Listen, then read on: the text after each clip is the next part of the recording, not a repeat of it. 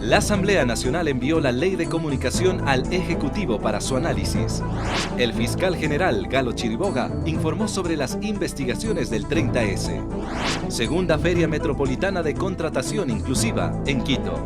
La inmediatez y la veracidad se juntan. Si usted quiere estar al tanto del quehacer noticioso,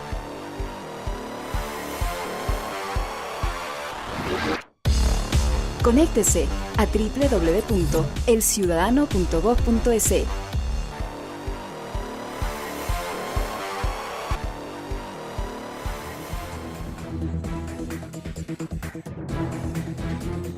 Bienvenidos amigos y amigas al informativo El Ciudadano al Día para conocer cómo avanza la patria. Un saludo especial a nuestros compatriotas que residen en el exterior. El presidente del Consejo de Participación Ciudadana y Control Social, Fernando Cedeño, calificó a la nueva Ley de Comunicación como el instrumento indicado para entrar en el proceso de democratizar la comunicación en el Ecuador y que no sea exclusiva de determinados medios. Al presidente del Consejo de Participación Ciudadana y Control Social le preocupa la manera como se designará el próximo Consejo de Regulación de los Medios, una instancia que funcionará en Ecuador luego de que se aprobó la Ley de Comunicación, que tendrá 5 representantes de distintas entidades estatales. La ley no nos da demasiadas luces, ¿no? Entonces tenemos que ver si es dentro del propio organismo, si debe ser un funcionario, si debe ser de afuera del organismo, etc. Entonces para eso debemos hacer un análisis profundo de la ley. La organización estatal deberá además nombrar un representante para el nuevo Consejo de Regulación y Desarrollo de Medios y definir a los defensores de las audiencias que trabajarán en los medios de alcance nacional. Cedeño anotó que los vocales de Participación Ciudadana ya se están preparando para poder designarlos y están a la espera de que la ley sea publicada en el registro oficial.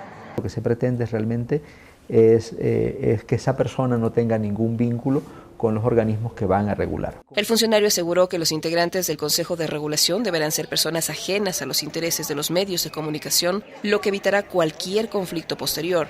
Este organismo se encargará de vigilar los contenidos de la programación que emitan los medios.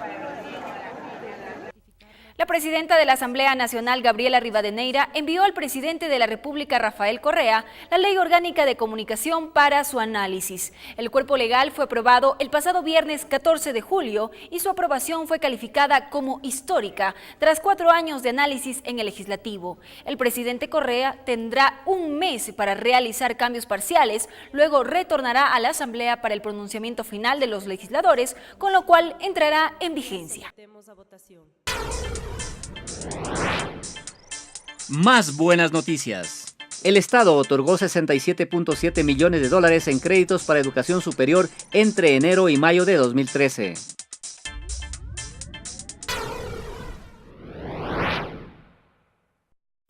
Ante la Asamblea Nacional, el fiscal general Galo Chiriboga informó el estado de las investigaciones sobre los sucesos del 30S. Chiriboga expuso los impedimentos de la justicia para acceder a la información sobre el día que se intentó romper la democracia en Ecuador. Según el fiscal, el 30 de septiembre de 2010 se configuró un intento de desestabilización de la democracia en la que se registraron varios hechos criminales tipificados en el Código Penal. La bala que mató a Froilán Jiménez no estaba dirigida a ese objetivo. Esa bala estaba dirigida a matar al presidente de la República. No obstante, el tratamiento jurídico y las investigaciones no permitieron develar quiénes estuvieron detrás de su ejecución. Hubo un concierto previo, es decir, un acuerdo de voluntades que se fue preparando. Hay 25 causas procesadas por la Fiscalía derivadas de ese día, las mismas que están dispersadas geográficamente. Los grados más altos de los oficiales condenados tuvieron las penas más bajas. A contrario censo, los policías de menor rango, que eran finalmente los que obedecían las instrucciones de esos grupos que todavía están ocultos, fueron sancionados con las penas mayores. Para esclarecer la verdad se necesita desclasificar información específica que no ha sido proporcionada ni por las Fuerzas Armadas ni por la Policía Nacional. Tampoco se protegió la escena del crimen de la que se retiraron evidencias. Hay una persona y una institución jurídicamente responsable de mantener la escena del crimen. Y sobre eso estamos también con una indagación. Para la Asamblea Nacional es importante respaldar este proceso de investigaciones, pues hay una verdad histórica que debe conocer el pueblo ecuatoriano. La posibilidad de tener la democracia como eje reinante en nuestro país se estaba perdiendo en esos momentos. La comisión permitió que víctimas de abuso policial el 30 de septiembre expongan sus casos a la Fiscalía. Ante la decisión de erradicar el trabajo infantil en el país, varias instituciones del Estado y organismos de la sociedad civil planifican actividades enfocadas a sensibilizar a la sociedad sobre esta problemática que aún afecta a muchos niños y niñas de nuestro país y el mundo. El Consejo Metropolitano de Protección Integral a la Niñez y Adolescencia de Quito, COMPINA, organizó el foro Una mirada integral al trabajo infantil, con la participación de expertos que analizaron desde diferentes perspectivas esta temática. En el distrito, por ejemplo, el municipio ha erradicado en 5 mercados ya, con el de Conocoto, que es el nuevo. 5 mercados, el trabajo infantil no existe. Hay importantes logros, resultados ya de eliminación concreta del trabajo infantil en basurales, en minas, en florícolas, en donde ha habido un trabajo bastante importante y de varios años, de varias alianzas en relación a este tema. La Comisión Técnica del Metro de Quito recibió los documentos de precalificación de 7 consorcios de empresas internacionales provenientes de Europa, Asia y América, interesadas en participar en la construcción de la fase 2 del proyecto. Esta fase incluye las obras civiles y la provisión y montaje del sistema de equipamiento e instalaciones de la primera línea del metro. La comisión determinará la capacidad técnica, solvencia económica y experiencia de los solicitantes en la construcción de obras de similar naturaleza a la que se ejecutará en Ecuador. Con una oferta de $1.300.000 y la participación de 10 instituciones municipales como contratantes y 60 microempresarios como oferentes, se realizará la segunda Feria Metropolitana de Contratación Inclusiva en el Centro de Convenciones Eugenio Espejo de Quito. Los oferentes de estos procesos de contratación son microempresarios naturales o jurídicos, artesanos, emprendedores locales y organizaciones de economía popular. Creo que es un mecanismo que nos ayuda a redistribuir los ingresos y sobre todo a incluir a los microempresarios en la contratación pública. El proyecto de ferias metropolitanas inclusivas se ejecuta desde el 2011 como una estrategia de desarrollo económico que pretende la democratización del presupuesto municipal para dirigirlo hacia las compras públicas inclusivas. Con estas ferias es generar ya una cultura en el funcionario municipal.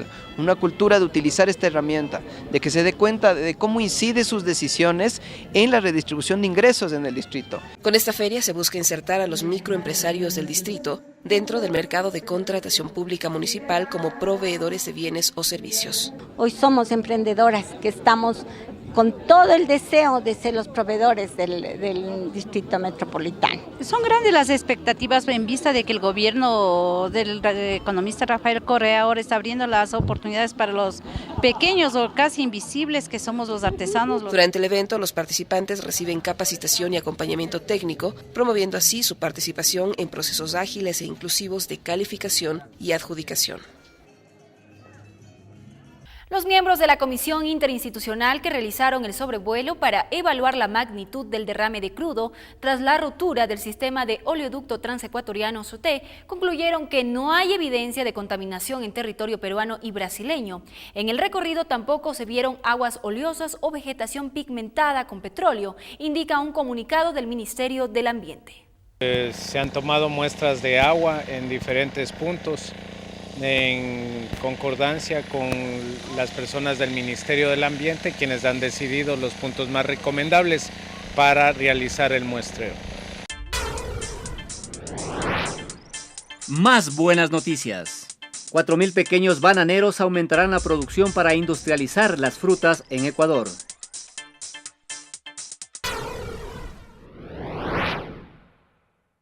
En lo internacional, en Sao Paulo, Brasil, más de 50.000 personas protestan por el alza al transporte público, mientras que en Roma se desarrolla la conferencia de la Organización de Naciones Unidas para la Agricultura y la Alimentación, FAO. Estas y otras noticias del mundo en el siguiente resumen.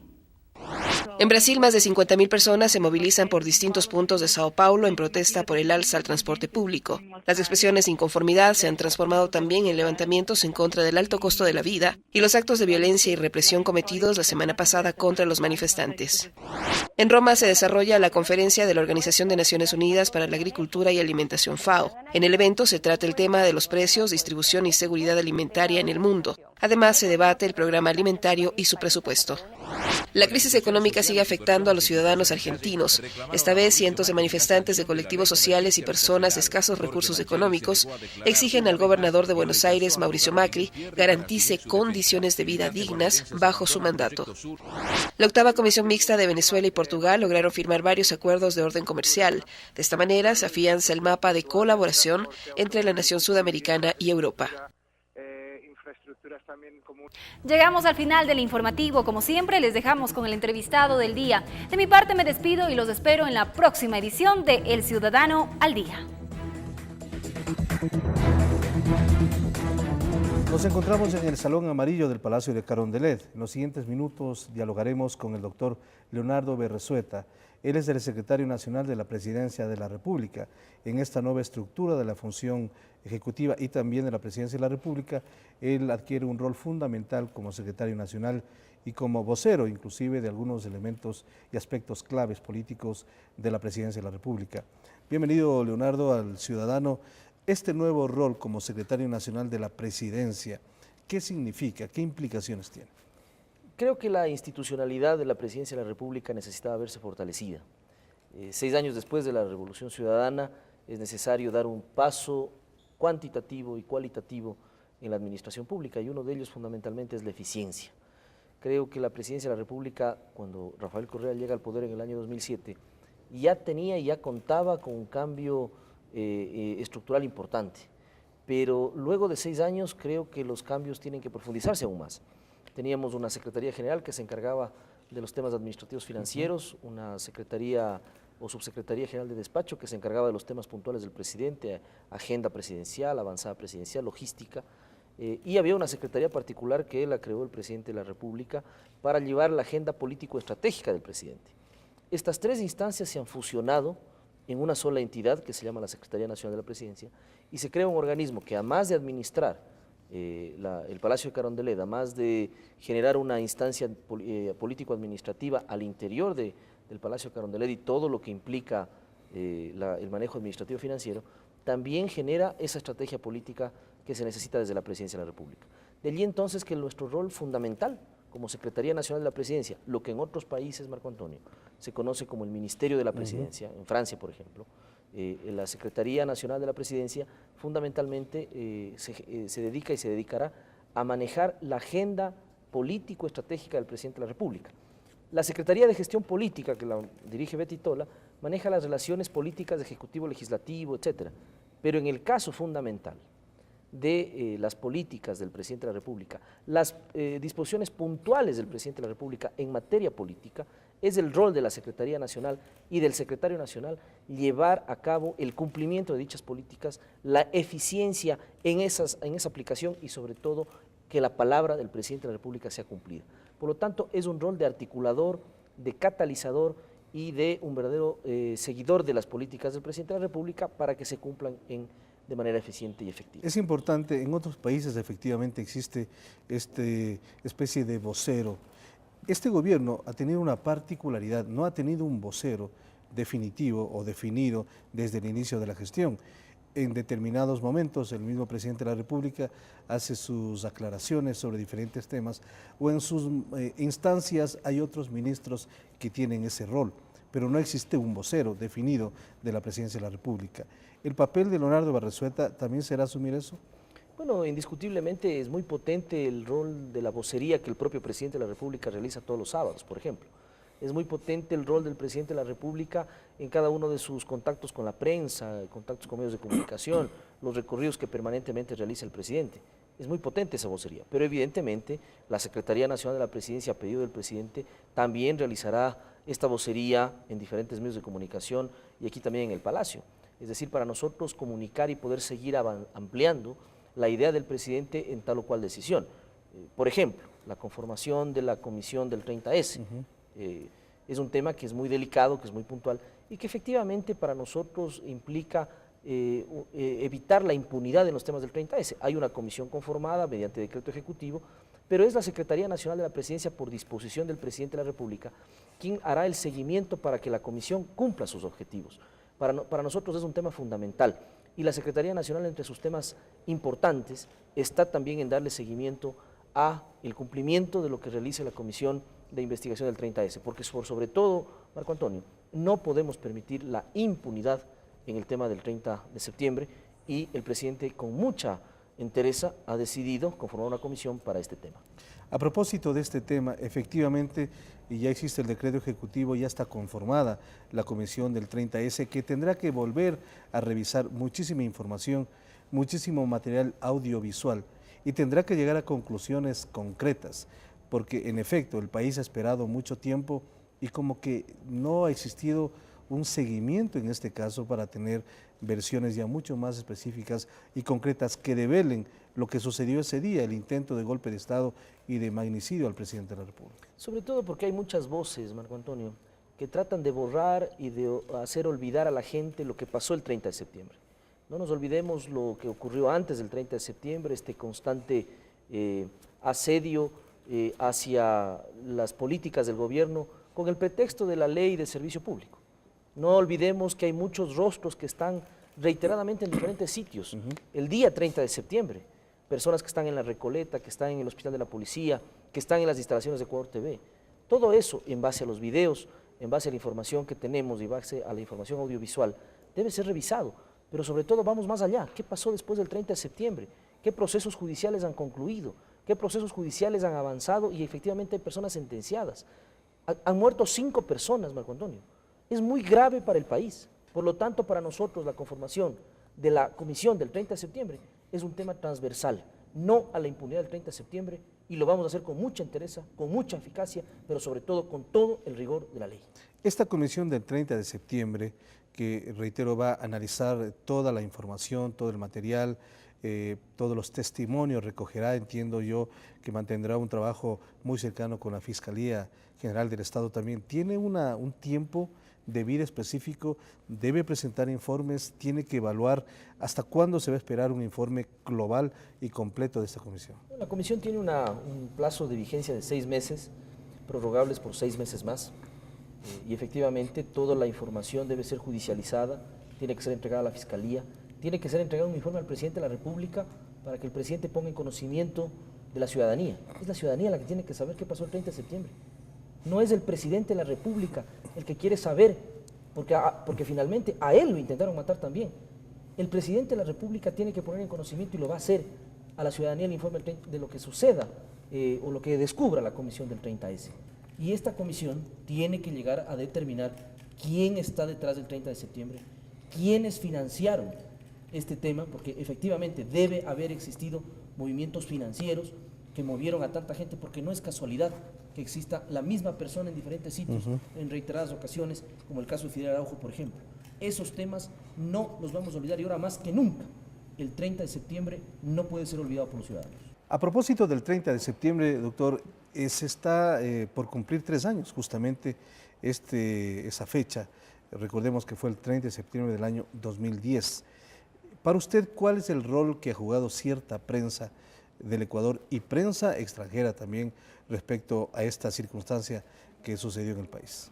Creo, Marco Antonio, que es evidente y la ciudadanía conoce y se ha dado cuenta cuál ha sido el rol que ha jugado cierta prensa antes, durante y después del 30 de septiembre.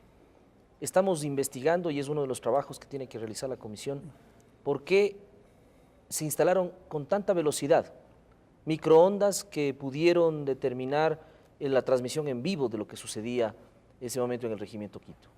Estamos investigando por qué ciertos canales de televisión convocaron a sus trabajadores a la madrugada del 30 de septiembre para poder distribuirles el trabajo de cobertura de lo que iba a pasar el 30 de septiembre. Todas esas preguntas tiene que respondernos cierta prensa mercantilista del país. Por lo tanto, Marco Antonio, el rol de esta prensa fundamentalmente fue tratar de colaborar con la conspiración golpista de derrocar al gobierno del presidente Rafael Correa aquel fatídico 30 de septiembre. y la prensa internacional también. Es decir, creo que la relación de poderes en los últimos 6 años en el Ecuador ha cambiado y ha cambiado notablemente. Y eso hace fundamentalmente de que sientan que ciertos privilegios han sido perdidos a lo largo de todo este tiempo. Por lo tanto, ese rol de colaboración, de complicidad en tratar de hacerle daño al gobierno no ha dejado de estar presente luego del 30 de septiembre. Esas son las preguntas que debe responder cierta prensa. ¿Cuáles son los elementos clave que van a cambiar fundamentalmente? Lo que usted ha dicho, esta relación de prensa con el poder. ¿Cuáles son los aspectos clave que usted ve en esta ley de comunicación que ya tendrá el Ecuador? Es fundamental el tema de la ciudadanización del control que deba tener los medios de comunicación. Es decir, debe existir un consejo de regulación hacia los medios de comunicación que pueda determinar hacia la ciudadanía sobre los contenidos que son difundidos en los medios de comunicación. Pero seguramente dirán, Marco Antonio, que ya hay violación a la libertad de expresión, a la libertad de prensa. Eso no es así. Lo que estamos haciendo es regular que los contenidos violentos, usted como madre de familia, usted que nos está viendo en su casa, como madre de familia, como padre de familia, en los horarios de programas infantiles, ¿le gustaría que le pasen comerciales de violencia o le pasen comerciales de contenido sexual o de promoción de bebidas alcohólicas o cigarrillo? Es eso lo que va a regular este consejo. Por lo tanto, evitar que en ciertos horarios exista estos temas que no van de acuerdo al horario de transmisión. Pero también, sobre todo, el hecho de pedirles que rindan cuentas los medios de comunicación, volver a insistir en la rendición de cuentas, volver a insistir que es importante, por ejemplo, de que existan programas, que haya un porcentaje en la programación nacional, que exista o que se pueda transmitir producción que sea nacional, producción que sea efectuada por los diferentes estamentos, sobre todo en el mundo indígena, la pluriculturalidad, la transmisión sobre los contenidos del Ecuador, etc.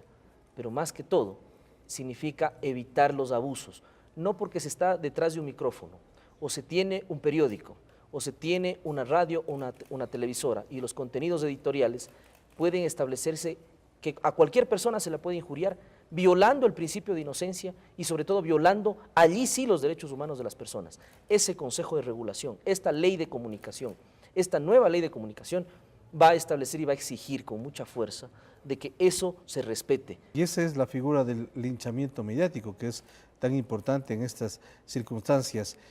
Pero, ¿qué cambiará en cuanto al manejo de la información en el país? ¿Por qué ciertos medios de comunicación son renuentes a apoyar o aprobar esta ley de comunicación, a mirarle de distinta manera? Porque antes no podía ser nada objetivo que el Consejo de Regulación o quienes manejen ese Consejo de Regulación sean los propios controlados. No puede ser que los medios de comunicación se controlen a sí mismos. No puede ser que los partidos políticos antes conformaban el Tribunal Supremo Electoral y se controlaban a ellos mismos. Esa relación de poderes ha cambiado y por lo tanto, al no tener el control y el poder, por supuesto que ponen todos los peros posibles. Y eso para nosotros es fundamental. Esto va a cambiar y va a transformar totalmente la relación de poderes en el país. Esto va a cambiar totalmente la forma en cómo se puede hacer periodismo, un periodismo sano, un periodismo objetivo, un periodismo sobre todo que sea plural, que sea veraz y que sea verificado. En estas circunstancias, entonces, el país, al contar con una ley de comunicación que lo ha venido aspirando desde hace muchísimos años, recuerde usted que la consulta, que la misma Constitución permitió la posibilidad de contar con una ley de comunicación y que la Asamblea Nacional en distintas circunstancias no lo hizo. Tuvo una deuda muy grande con el pueblo ecuatoriano. Ahora, aprovechando esta coyuntura política de la Asamblea Nacional, por fin se ha logrado, por fin se ha avanzado en este tema. Prohibido olvidar, como dice el presidente de la República, prohibido olvidar a aquellos que no quisieron que se apruebe la ley de comunicación y que tuvieron en el congelador y estuvieron dándole muchas vueltas con el pretexto de la violación a la libertad de prensa y a la libertad de expresión, cosa que es falso y mentira. Tuvieron congelada la ley de comunicación en la Asamblea y no permitieron los cambios que el país necesitaba. Un tema adicional, ha existido un problema con una cooperativa ya en Cuenca, Coopera. Quisiera que nos comente un poco sobre este elemento que sí fue causó mucho ruido en estas circunstancias, con perjuicio a algunos habitantes de allá de esa zona del austro del país. Bueno, es lamentable que hayamos tenido que pasar por esto. Existe una cooperativa de ahorro y crédito que la Superintendencia de Economía Popular y Solidaria ha podido verificar que existen alrededor de 30 millones de dólares en movimientos inusuales, son depósitos que no son justificados. En eso tenemos que ser muy claros y muy enfáticos. El gobierno nacional, el gobierno de la Revolución Ciudadana, está solicitando y ha exigido de que se hagan todas las investigaciones necesarias y posibles a efectos de establecer las responsabilidades civiles, penales y administrativas a las que se tuviera lugar. Por lo tanto, queremos mandar un mensaje de absoluta claridad, de absoluta tranquilidad.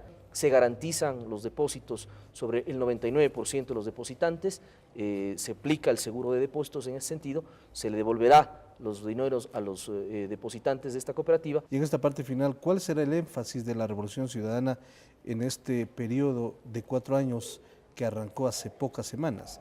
Recordemos que la Revolución Ciudadana ha tenido 6 años de gobierno y le queda un periodo más de 4 años, serían 10 años, una década de cambios fundamentales, pero ¿cuál será el énfasis ya en esta parte final? La Revolución Ciudadana ha sido una época de luz para el Ecuador. Esa época de luz tiene que seguirse manteniendo en función de los ideales de Alfaro y de Bolívar. Consideramos de que este socialismo del summa causai, este socialismo del siglo XXI, este socialismo moderno, con un rostro mucho más proactivo y progresista, debe seguir marcando los hitos que ha venido haciéndolo hasta ahora. Pero como decía al principio Marco Antonio, para nosotros en este proceso nuevo, este nuevo periodo de 4 años en la Revolución Ciudadana, marca la revolución de la eficiencia. Esa es ahora la consigna, la revolución de la eficiencia, la revolución de prohibido fallar. Tenemos que ser mucho más efectivos, mucho más eficaces, profundamente rápidos, profundamente responsables, profundamente intolerantes con la corrupción y sobre todo manejando la transversalidad de esta revolución que la llevamos en el corazón. Por lo tanto, Marco Antonio, la revolución de la eficiencia y de la eficacia será lo que marque en todos los ministerios, lo que marque estos nuevos 4 años de gobierno. Muy gentil, doctor, por atender al ciudadano aquí Gracias en a usted. el Palacio de Carondelet. Hemos conversado con el doctor Leonardo Berresueta, secretario nacional de la Presidencia de la República, justamente aquí en el Salón Amarillo, o conocido también como el Salón de Presidentes. Hemos llevado adelante esta entrevista para analizar los temas de coyuntura política y el nuevo rol que adquiere la Secretaría Nacional de la Presidencia aquí en Carondelet.